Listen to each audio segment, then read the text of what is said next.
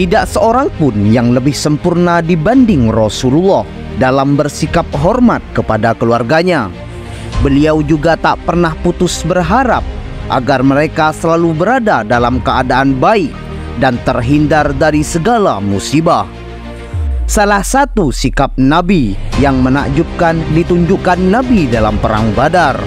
Waktu itu Nabi memperkirakan pamannya Abbas akan ikut berperang di pihak Quraisy, sementara kaum muslim tidak ingin ia terbunuh ataupun terluka dalam perang Badar nanti. Karena itu, Nabi mengeluarkan instruksi agar mereka menghindari konfrontasi dengan Abbas dan tidak menyakitinya. Sebab ia tidak pernah menyakiti kaum muslim ketika dulu mereka masih di Mekah. Lagi pula keikutsertaan Abbas dalam perang Badar hanya sebatas memberi perlindungan kepada kaumnya, bukan karena benci kepada Nabi dan sahabat-sahabatnya. Lebih dari itu, karena Rasulullah tahu hati pamannya itu sangat dekat dengan Islam. Ketika Abbas ikut menjadi tawanan, segera setelah pertempuran usai, Nabi merasa terpukul dan gelisah. Tersayat hati beliau mendengar sang paman menjerit kesakitan dalam ikatan. Padahal sebelum ini tak pernah ia diperlakukan sehina itu.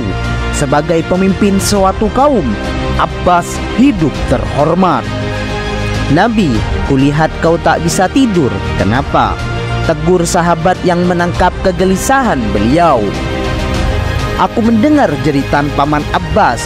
Malam itu Abbas memang diikat kuat-kuat oleh pasukan muslim. Lalu seorang pria bangkit dan mengendurkan tali pengikat Abbas. Saat itu pula Nabi terlihat begitu tenang.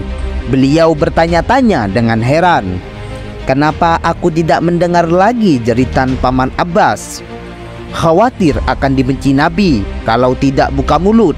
Pria itu lalu berkata, aku telah mengendurkan tali pengikatnya. Nabi merasa lega, jiwanya jadi lebih tenang. Kepada pria itu beliau bersabda, lakukanlah juga kepada tawanan yang lain.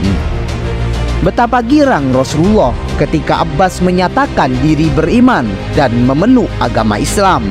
Dengan bangga beliau memperkenalkan kepada kaum muslim siapa pamannya dan setinggi apa kedudukannya. Inilah pamanku, sabda beliau, saudara sekandung ayahku. Inilah Abbas bin Abdul Muthalib, orang Bani Quraisy yang paling murah hati, memberi perlindungan kepada kami dan paling kuat menjalin tali silaturahim. Nabi memberi penghormatan istimewa kepada paman yang satu ini. Karena begitu tingginya kedudukan Abbas di sisi Nabi, kaum muslim pun menghormatinya dan menjunjung tinggi. Sampai-sampai jika ia lewat di depan Umar atau Utsman yang sedang menunggang kendaraan, keduanya pasti turun hingga berlalu.